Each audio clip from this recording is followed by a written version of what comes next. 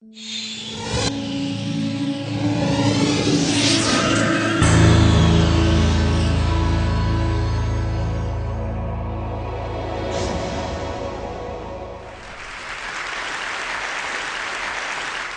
now, there are a lot of Web 2.0 consultants who make a lot of money. In fact, they make their livings on this kind of stuff. I'm going to try to save you all the time and all the money and go through it in the next 3 minutes, so bear with me. I started a website back in 2005 with a few friends of mine called Reddit.com. That's what you'd call a social news website. Basically, all that means is the democratic front page of the best stuff on the web. You find some interesting content, say a TED Talk, submit it to Reddit, and the community of your peers will vote it up if they like it, vote it down if they don't, and that creates the front page. It's always rising and falling, always changing. About 500,000 people visit every day. But this isn't about Reddit.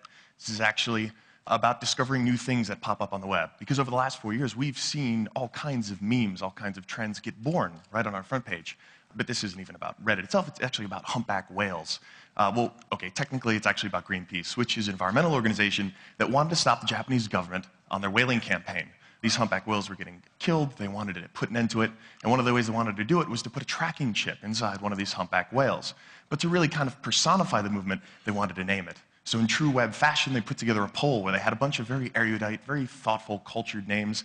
I believe this is the Farsi word for immortal. I think this means divine power of the ocean in a Polynesian language. And then there was this, Mr. Splashy Pants. And this was a special name. Mr. Pants, or Splashy to his friends, was very popular on the internet. In fact, someone on Reddit thought, oh, what a great thing, we should all vote this up. And you know what, Redditors responded and all agreed. So the voting started, and we actually got behind it ourselves. We changed our logo for the day from the alien to a Splashy to sort of help the cause. And it wasn't long before other sites like Fark and Boing Boing and the rest of the internet started saying, yes, we love Splashy Pants. So it went from about 5%, which was when this meme started, to 70%. At the end of voting, which is pretty impressive, right? We won. Mr. Splashy Pants was chosen. Just kidding. Okay, so Greenpeace actually wasn't that crazy about it because they wanted one of their more thoughtful names to win. So they said, no, we're just kidding. We'll give it another week of voting. Well, that got us a little angry. So we changed it to Fightin' Splashy. And the Reddit community really, and the rest of the internet rather, really got behind this. Facebook groups were getting created. Facebook applications were getting created. The idea was vote your conscience, vote for Mr. Splashy Pants. And people were putting up signs in the real world about this whale. And this is the final vote. When it all was cleared, 78% of the votes, and to give you an idea of the landslide, the next highest name pulled in 3, okay? So there was a clear lesson here, and that was that the internet loves Mr. Splashy Pants, which is obvious. It's a great name. Everyone wants to hear their news anchor say Mr. Splashy Pants. And I think that's what helped drive this. But what was cool was the repercussions now for Greenpeace was they created an entire marketing campaign around it. They sell Mr. Splashy Pants shirts and pins. They even created an e-card so you could send your friend a dancing Splashy. But what was even more important was the fact that they actually accomplished their mission. Japanese government called off their whaling expedition, mission accomplished. Greenpeace was thrilled, the whales were happy, that's a quote.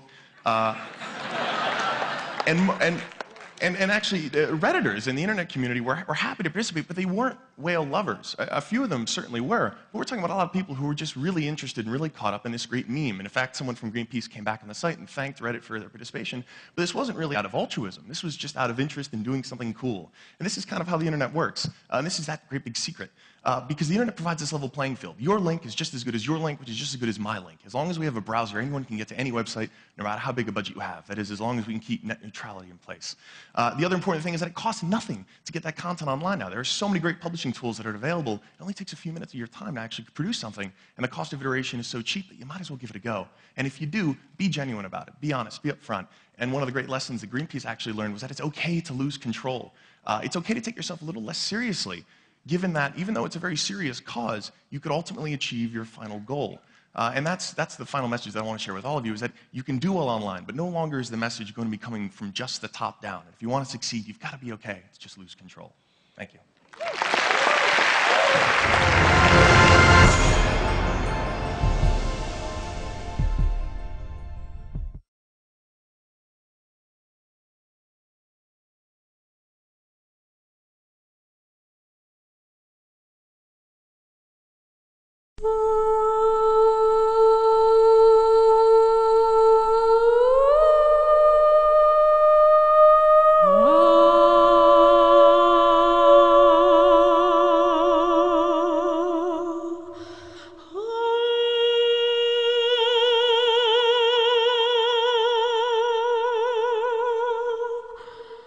Oh.